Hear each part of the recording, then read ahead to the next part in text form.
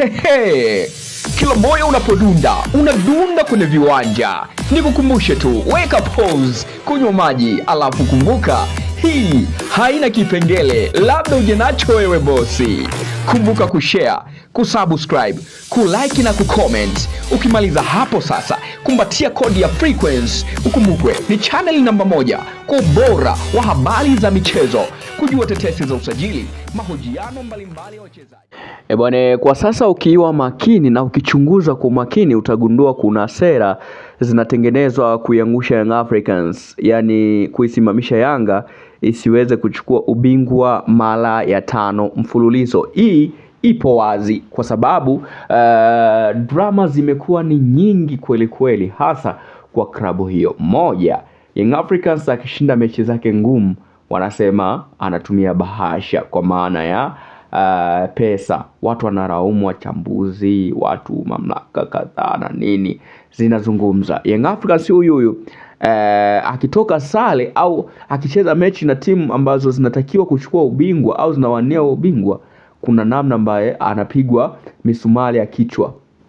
Sasa hii inaonyesha ni kwa namna gani hizi ni sera andamizi kuiangusha Dar es Salaam Young Africans. Lakini tu niwaambie kwamba kuna kitu kimoja, tukisimamia haki tutakuja kufahamu mpira vizuri, na tukija kusimama kwenye nafasi ambayo inatakiwa kuzungumzia mpira tutakuja kupata manufaa mazuri zaidi. Sasa Engineer Hersi ndiye ambaye ana kichwa, amebakia kichwa cha Young Africans kuinusuru Young Africans kutoka kwenye aibu, kwa sababu mpaka hivi sasa Young Africans inaongoza alama 36, anafuatiwa Azam FC akiwa na 28, JKT alama 28, huku Simba akiwa na alama 27, mchezo mmoja dhidi ya Tabora United. Sasa hii inaleta mashaka zaidi katika klabu au ligi ya Tanzania, kwa maana ya namna ambavyo matukio yamekuwa yakitokea. Of course tukiangalia hata matukio ambayo yametokea, mfano jana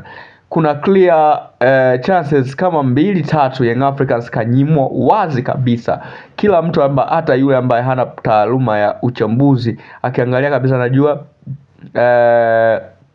hii Yanga kanyongwa. Movement ya Max Nzengeli, lakini pia Prince Mpumelelo Dube. Sasa moja kati ya vitu ambavyo Young Africans wanavyo ni misimamo, kwa sababu wanaamini kwamba misimamo ndio ambayo huwa imekuwa ikiwapa kipaumbele kwenye maendeleo au mafanikio yao. So wanachokifanya muda huu ni kwamba they don't need to hear anybody. Hawataki kumsikia mtu yoyote, bali wanataka haki na sheria zitendeke. Kama mtakumbuka, kuna barua waliituma kule bodi ya ligi kupewa ufafanuzi wa baadhi ya matukio ambayo yalifanywa baada ya dabi ya Kariakoo.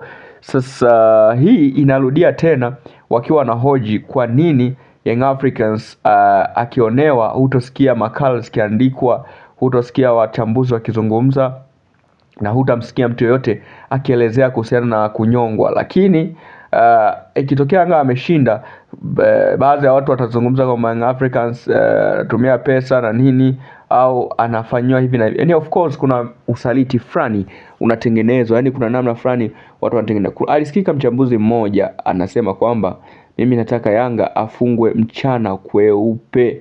Nataka Yanga afungwe mchana kweupe. Ni wazi kwamba watu wengi wamechoshwa na ubingwa ambao Young Africans amekuwa akiuchukua. Eti Yanga afungwe mchana kweupe kwa sababu eti mashindano hayana radha. That is clear. Wakati hapa ni upambanaji na